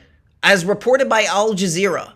In the name of Allah, the most gracious and most merciful, O children of our Palestinian people, O children of our Ummah, of the Arab Muslim community, today you have a rendezvous with the great victory and dazzling triumph from the front line of the indomitable and proud Gaza Operation Al-Aqsa. Remember, Al-Aqsa is the Muslim blight that is standing on or around the Temple Mount area, the area where the Holy Temple once stood, right? You have the Dome of the Rock and Al-Aqsa in close proximity to each other. I don't really care which one is specifically on the temple site. They're both occupying Israeli land, okay? Has been launched against the Al-Qassam brigades, the military wing of Hamas, and the resistant factions and the children of our Palestinian people. You have seen the grand images of these pious and courageous fighters who drew the stigmata of humiliation, defeat, and collapse in the face of the enemy. He's talking to the horrible things that kidnapping babies, killing babies. I don't care about 40 babies in the heads and all the stuff that you guys say, nitpicking all these details. Babies were killed on October 7th, and whatever evidence you want to claim and dispute, that's a fact, okay? These weren't innocent, these literally were not innocent Palestinians going and fighting against occupation. They went to a Nova music festival where civilians were partying and went and killed them. They weren't military. It was absurd. And they literally kidnapped babies. That is, you have clear evidence of that. Like, there's no way around this. It's indisputable. There were horrible things that Palestinian Hamas people did to Jews. No way around it. And if you justify that, then you're a piece of crap. Operation Al-Aqsa Flood. Now, you can critique the, Israel, and you can say whatever. Okay, that's an open conversation. You can critique whatever you want with that. But don't you dare justify, like this piece of shit, piss be upon him, tried to say, right? So you have seen the grand images of these pious and courageous fighters, right? So Operation Al-Aqsa Flood announced my dear brother and commander, the Resistance General Staff, Mohammed Dif, piss be upon him, he's also dead now, is led on by the ground commander of the Hamas Islamic Resistance with brother Yah Sinwar. May he die soon and be killed in the most grandiose way possible. In the forefront, Al-Aqsa Flood, which is led by the leaders of this movement from all its positions, with all other resistance factions, with all the children of our people and all the children of the Ummah who aspire to great victory. These are terrorists using Islam to justify their terrorist actions. This is Hamas. This is what you support. They're going against Judaism itself. It's the promised land. Are the Zionists suggesting that their timing is better than God's timing? This is God's timing, and I'm not going to deal with English translations on this channel because it's called the Promised Land, but I don't really care to go into, honestly, this isn't an argument that I even use. It says in Zechariah chapter 12, I'm making Jerusalem a cup of weakness for all peoples all around, also on Judah, that it shall be in the siege against Jerusalem. And it shall come to pass that I will make Jerusalem a stone of burden for all peoples. All who bear it shall be gashed, and the nations of the earth shall gather about it. On that day, says the Lord, I will smite every horse with bewilderment and its rider with madness. And upon the house of Judah I will open my eyes, and all horses of the peoples I will smite with blindness. And the princes of Judah will say to themselves, the inhabitants of Jerusalem are my strength through the Lord of hosts, their God. And on that day I will make the princes of Judah a fiery stove among wood, and as a brand among fire sheaths, and they shall consume them on the right and on the left, and all the nations round about. And Jerusalem will stay in its place in Jerusalem. And the Lord shall save the tents of Judah first, so that the boasting of the house of David and the boasting of the house of the inhabitants of Jerusalem shall not increase over Judah. And on that day, the Lord shall protect the inhabitants of Jerusalem. The weakest of them shall be on that day like David, and the house of David shall be like the angel of the Lord before them. So this has not happened yet, right? And it shall come on that day that will seek all who seek to destroy. It says, okay, it's going to pass on that day that I will seek to destroy all the nations that come upon Jerusalem. So this is a future prophecy that we are seeing unfold before our very eyes of the nations of the world attacking Jerusalem. Will this happen on Tisha B'Av? I don't know. Will this happen in the near future? Inevitably, according to the Iranian government after we destroyed this piece of crap. So what do you want? This is it. This is fulfillment of biblical prophecy right before your eyes. Are the Zionists sacrilegious? It sounds like some L. Ron Hubbard Scientology bullshit. That's right. Sounds like a cult. Man, I thought Scientologists were bad. They ain't got shit on Zionists. My God. Zionists are completely, let's see what the completely deranged. I don't even have to say anything. You know what the Quran says. You know that they justify all the horrible things that they do to the Jews. The Battle of Khaybar, they're using the same rhetoric today to justify killing Jews today. Like, the hypocrisy is so apparent, I don't even have to comment at this point. Ranged and delusional, genocidal supporting comment this dude has now. Zechariah 12 says that the Jews will live in Jerusalem before the coming of the Messiah during the final exile. Yeah, you're right, Comrade Batty. That sounds exactly... You never read Zechariah 12! Coping. You never read Zechariah 12. He claims that he can define Zionism for me, even though explicitly in the Bible it explains what Zion is. It's Jerusalem. We've seen this multiple times, right? We've discussed this. It's impossible for anyone to deny. That's where the concept of Zion comes from. That's why Jerusalem is the capital of the state of Israel today. This isn't a coincidence. It wasn't like they threw a dart at the map and, oh, Jerusalem's the place. It's always been since the times of King David. You can deny that you care about the religion, but you cannot deny the fact that Jews are Jews and that we still exist today. And you can whine about DNA, blah, blah, blah, and make lies about not being able to take DNA tests in Israel, but that just makes you look even more dumb, right? When literally you've been debunked every possible which way. So hard. You're so right, Comrade Batty. It's like listening to a Scientologist. Fucking cult, man. Listen to them. They're like, as they murder brown babies, and I look on Instagram or where... He has to throw in brown babies. You realize that Israelis and Palestinians in many situations are just as brown as each other. You got to make this into some skin color nonsense BS, right? It's absurd, right? So I said, call Islam a Scientologist cult, simp.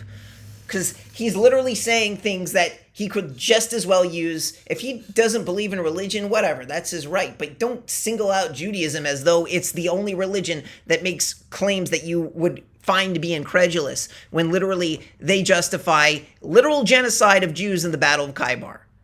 Oh, that doesn't count because the Jews deserved it.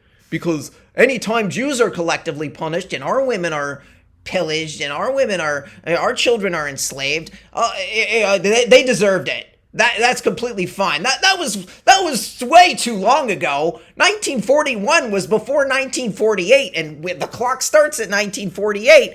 Oh, the Baghdad Jews deserved it in 1941 because they were colluding, and Mossad is responsible for killing the Palestinian dinosaurs, because that's how these people operate in their mind. It's like, I don't know. I really don't know what to say anymore. Like, this has to be put in its place. People like this need to be, this is what TikTok has produced. It has produced this piece of human feces right before you. Cross-armed with a flag in the background that represents literally the destruction of the Jewish people, which Zionism is founded upon, is the Jews in Jerusalem, in Judea, in Israel, which all predates Islam by over 1,000 years. I will say it till the day I die. And I see another 3-year-old with their head caved in. Perfect. And then you have zealots in the chat saying, well, you never read Zechariah 12. Then don't tell me that I'm violating biblical prophecy because we're living in the land of Israel. Don't goy-splain to me my religion. Like you know anything about Jews. Literally going around spreading lies about the DNA test thing that's been debunked 6 times over. At this point, it's just libel. Like, we shouldn't have to explain these things over and over and over again to dumbasses like you. Dumbass, evil pieces of shit like you. You didn't read Zechariah 12! What the is this shit, man? What world do I live in? This is so silly. Yeah, call out Islam now. Yes, let's call out, Yeah, call out Islam. He won't. More deflection from the world's babyest Zionists. That's all you can do, huh, brother? Huh, you little bird brain. That's all you can do. Talk about them, though. That's right. You like it? Look at that. Sounds like you don't have an argument. I just get exhausted saying these types of things over and over again. but apparently people don't know the most basic information about Jews, right? We can say never again until our lungs fall out. Apparently that's not enough. That's apparently not enough. So we're going to keep doing it. We're going to keep doing it, and we're going to make sure you get it this time. An Am Yisrael Chai will be etched into your ears and your eyes and your nose and your existence. And you will not have a choice. Because if you're going to try to extinguish our existence, we will make sure that Zechariah 12 comes true. If you are going to justify what Ghazi Hamad, another individual in Hamas, says, let's watch this clip. إسرائيل دولة لا مقام لها على أرضنا. إحنا الدولة لابد أن نزيلها لأنه بالفعل هي تعتبر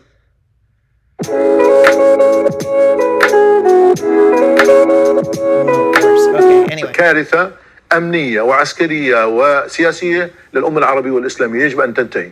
لذلك احنا لا نخجل من نقول ذلك بكل قوه انه اسرائيل لازم نأدبها وحنأدبها مره ثانيه وثالثه ومش هذا حتكون طوفان الاقصى اول مره لا حتكون ثانيه وثالثه ورابعه لانه احنا لدينا اصرار ولدينا قرار ولدينا امكانيات ان نقاتل. You see that he says they're going to do October 7th again and again and again until Israel is destroyed. This is what you want? This is justified? نحارب لكن كما قلت لك بدنا ندفع ثمن. نعم احنا مستعدين. معلش بدي اقول لك بشكل واضح احنا اسمنا شعب الشهداء. They're proud sacrifice martyrs. Yes, this is a great religion. Yeah, please keep critiquing Judaism and letting Islam just do their thing of sacrificing and suicide bombing and all the stuff that they do in their second and first and third intifada nonsense. Yeah, you can support that. احنا لا نريد ان نمس لا بالمدنيين ولا ان نلحق الاذى بهم لكن اوقات لانه في تعقيدات في الميدان صارت في منطقه موجوده وكان هناك وكان في سكان وفي منطقه واسعه ليست سهله على امتداد تقريبا 40 كيلومتر يجب ان ننتهي. ينتهي وين؟ بقطاع غزه؟ ينتهي الى لا بتكلم عنه كل الاراضي الفلسطينيه.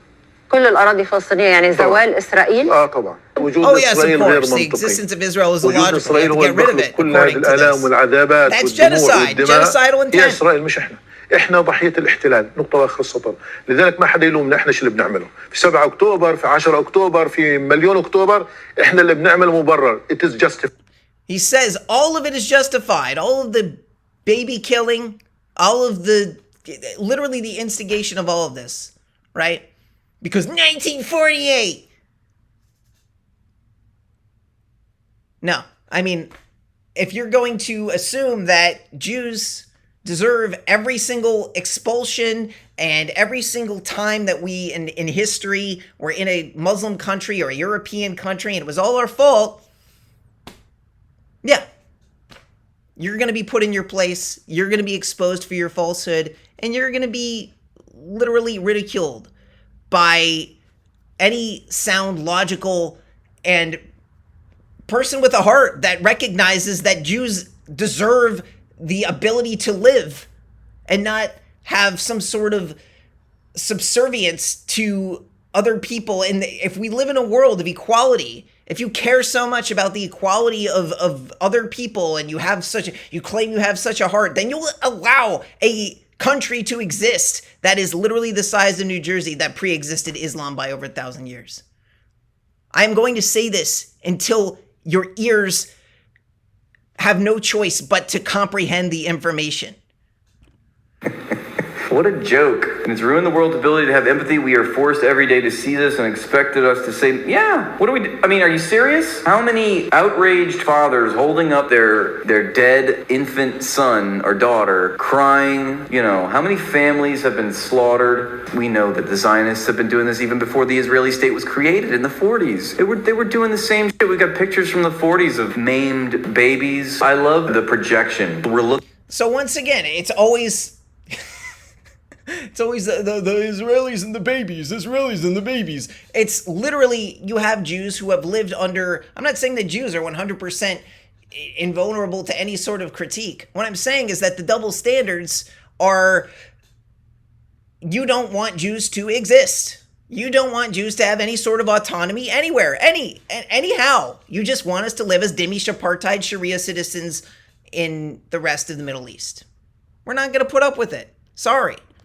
Looking at it, we're seeing it live streamed every day. We see more and more from the nightmare box. The slaughter of children. Every day we wake up, another massacre. 19 killed in a hospital, 90 killed in the airstrike from Israel. You know, every day another war crime, another massacre, and still, there are ardent defenders of the Zionist project showing up online like brave little keyboard warriors saying, you didn't read Zechariah 12, okay? I would have very well engaged in an active debate with you if you allowed for this to happen, but you were just doing a live stream where there wasn't really that. I didn't see that as an option. But yeah, I would gladly put you in your Jew-hating place and expose. I mean, look, you're already exposing yourself, but I mean, goodness sakes, yeah. If you think you're going to go around telling me that the Bible is complete nonsense, and then try to explain that I'm contradicting my own Bible, and then when I put you in your place, then you're going to say, "Oh, your Bible is complete nonsense anyway." I mean, it's just this hide the ball game. It's the game of, oh, here, I'm going to hold you to this standard. Oh, I'm going to show you that you're wrong about holding me to this standard because I actually have justification for it. Oh, well, the whole thing doesn't matter anyway, so haha, your joke's on you. You lost the argument. Don't pretend like you know the Bible better than religious Jews who understand this. I just explained it to you. Zechariah 12 justifies the state of Israel today. Now, you can argue in Zechariah 14, it talks about some horrible things that might happen to people living in Jerusalem. Okay, but you can't claim that Jews aren't allowed to have autonomy in our homeland because the Bible says you're not allowed to do that. It's not, that's not what it says. It says that there are going to be Jews in Jerusalem and that there is going to be, basically, don't mess with Jerusalem is what it says. So if you don't believe in the Bible, I would say you don't want to find out. I wouldn't mess around. I wouldn't mess with Jerusalem. We had to murder those babies. We had to poison their water. We have to give them polio, okay? We have to starve them, okay? We have to bomb their cities, schools. So this is more rhetoric to try, reverse Holocaust rhetoric to try to make it seem like anything Israel does is, just ignore October 7th and pretend like that never happened because all Israel is a warmongering country that just wants to take over. The double standards are insane.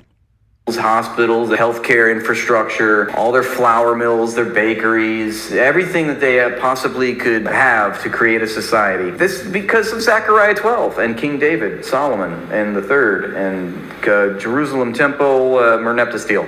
That's why. So, but talk about Islam now. Talk about Islam. Or no. Yeah, talk about Islam. You don't have any sort of shame for Islam. You're just simping for it. I mean, hey, it's cool and popular. There's plenty more, just grifting on the trend of, hating on Jews, but, whatever. Just outright fascism, right? I mean, there's a pile of dead bodies suffered in the most gruesome fate, okay? And we have people that are invoking the Bible as if, hey, that's the justification. So I just put in the al-Hashir thing, right? You're invoking the Quran to literally Khaybar, ethnically cleanse the Jews from Mecca and Medina. Jews and Christians can't go to these places, and we can't wear, our religious symbols in public. No crosses, no yarmulkes. That's not apartheid. No, that's completely immune. For it. Look at the pile. There's got to be at least 200,000 people dead in the Gaza Strip right now, at least. And after all is said and done, I mean, think about how much devastation that place is enduring for generations and generations to come. I mean, and people, it's just like, think about Vietnam. People are still dying from all the shit that we did to them, because it's compounded, it's multi-dimensional, it's multi-layered. I mean, it's He's all concerned about multi-dimensional, multi-layered. Try the Jews, who literally were trying to survive and exist amongst in European and in Muslim and in Christian, all these different existences trying to survive. And then we finally go back to our ancient homeland in a land where we are able to respect religious equality. And then you just completely take a dump on Jews, claiming, no, everybody else gets religious, the Catholics get their, Vatican City, the Muslims get the complete autonomy over the country of Saudi Arabia. But no, Jews are apartheid because they share their holy site with two other faiths. And apparently we get like I said, imagine a world if Saudi Arabia, if we claimed a holy site, if we claimed Medina and Mecca as our holy sites, you would have the same mess you have in Israel today, but 10 times worse. I promise you. But no, I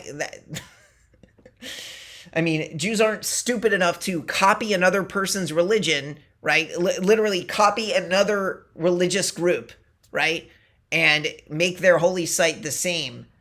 Like, we've always had it. We're the original. But now no one cares about that. No one cares about that. 1948 and on is the only point in history that matters. and Jews don't have any authority to have any sort of autonomy. No. It's horrendous. It should be categorically rejected. You still have people defending it. I don't get it. The one thing that the Zionists have to do to maintain their sanity in this, even though there is none, you have to vilify, you have to dehumanize the people that you're killing. It's all deflection. It's all dehumanization. Absolutely wild, though. Let's hear it for the Houthis. That's what Let's hear it for the terrorists. Let's hear it for Allahu Akbar suicide bombers. Let's hear it for Intifada. Let's hear it for the destruction of the Jews. Yeah, let's hear it for Haman. Let's hear it for Hitler. Let's hear it for this piece of crap. Let's hear it for Ismail Haniyeh. Like this is so obvious. You're literally staring Hitler in the face here. You are staring these types of people. Oh, you say it's anti-Semitic. This guy is just literally saying he hates Jews. People in his comment section think he hates Jews. He's fostering this type of behavior, and he's not even like it's not even funny anymore. Like, it's not even like a cute little game. It never was funny in the first place, but like it shouldn't even be funny to the people that are making fun of it at this point. You just hate Jews. I'm saying.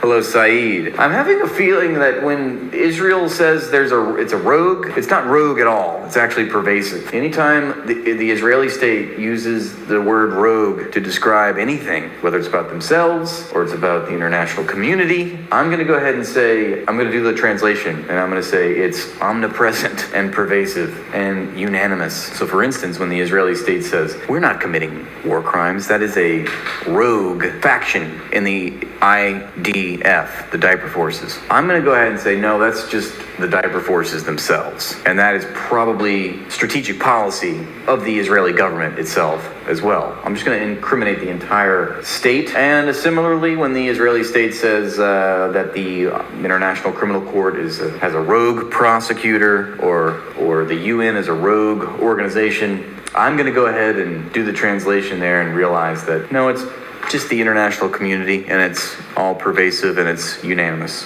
Lenin for the bourgeoisie, freedom of the press. So now he's just going to go on this diatribe about this guy's a communist, big surprise, piece of crap, but like that's his whole thing. So he's going to go into all this nonsense. Yehuda, aren't you supposed to not have a land until your Messiah comes? Zechariah 12, you piece of crap. I've said this over and over again, right? I debunk this with the Black Hebrew Israelite nonsense when they say you have to be cleansed. Read Zechariah 12. Read Zechariah 14. You don't believe in it, you don't believe in it. But don't go explain to me my Hebrew Bible. I'm going to be on repeat until you idiots figure this out and stop making the same dumb arguments. us meant freedom for the rich to publish and for the capitalists to control the newspaper. That's right. This freedom is such a buzzword, right? Freedom for who? Democracy for who? When they say democracy, they mean capitalism. Remember? Capitalism is democracy. Democracy is capitalism. The free market is democracy. Free trade is democracy. So when they say we're exporting democracy, or when they say that we are promoting democracy around the world, they really mean is that they're promoting capitalism. And what is capitalism, friends, but the private ownership of the means of production in the hands of ever fewer people over time, the consolidation of wealth and power, and the advent and promulgation of monopolies. Freedom for the rich and the ruling class, not for that ass. They always say our democracy, but they can't point. So yeah, now he's just spewing communist BS. To anything remotely democratic. Capitalism says work will make you free, and so did the Germans. I shouldn't say the Germans. Our mocked fry. Outside of Auschwitz, they said that. We will not stand for being a Dhimmi Apartheid state of Palestine like the rest of the Muslim Middle East. The nation of Israel will continue to thrive. Well, why? Yeah, so his whole thing, right? You can mock Israel wanting to exist, Jews wanting to exist, and have a state of autonomy. You can mock that. It just makes you look like an asshole. So I'm very glad that you were able to spew your nonsense and expose your Jew hatred for the world to see. This is the face of the TikTok the TikTok guy that took Ben Shapiro by storm and made such an impact on the world. This is your contribution to the world, Rathbone. You are the new Hitler. You are the new face of the communist BS socialism that literally tries to erase not just the spiritual identity of Jews, but the physical identity of us by annihilating the state of Israel like you simp to the Muslims for, which is exactly what Hamas wants and Hezbollah wants. And I mean, you don't have to believe in Zechariah 12, but I do. And I know that I'm in line with my Bible.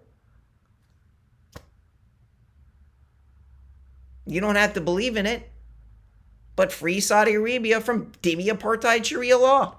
Why are your fucking citizens fleeing in droves right now? Why is Tel Aviv getting bombed? Let's go ahead and see. Let's go check in.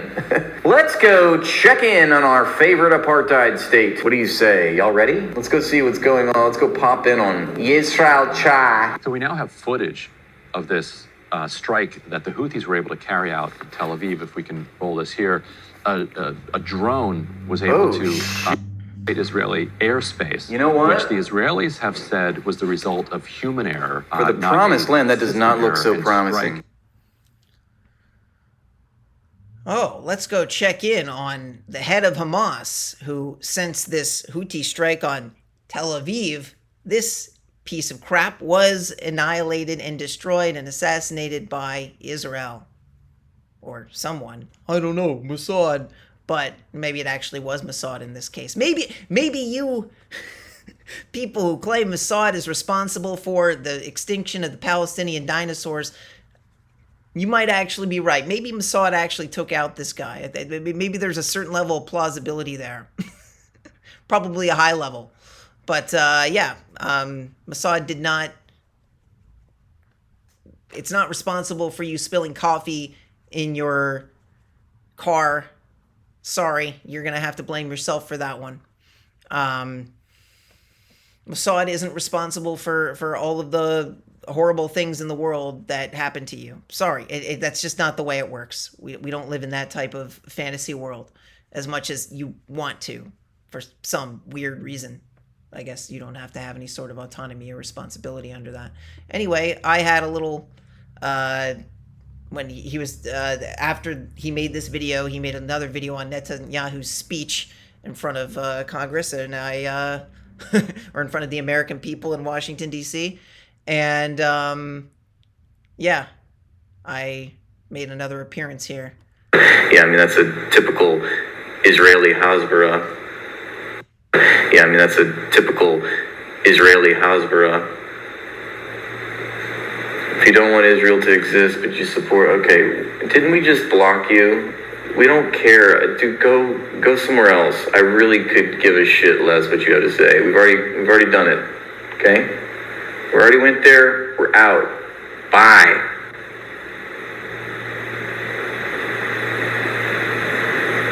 Anyway, if you don't want Israel to exist, but you support only Muslim interests, you're not just anti-Zionist, you just don't like Jews. And don't you forget it. That's the song that I made, Free Israel. From any sort of Dhimmi Apartheid Sharia law that the Islamists want to put on us. Free Saudi Arabia from Dhimmi Apartheid Sharia law that Islamists like this piece of shit, piss be upon him, in hell. Seriously, like, we're getting to a point where we can't be making apologies for any of this. Zechariah 12, you want to see this happen? We're in the process of it happening. You pay attention. Tisha B'Av is coming up. We're in the 9 days.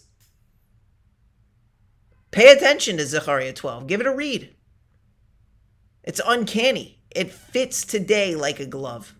Zechariah 14, right? They both describe the same event. I hope this video has been informative to you all. Shalom Aleichem.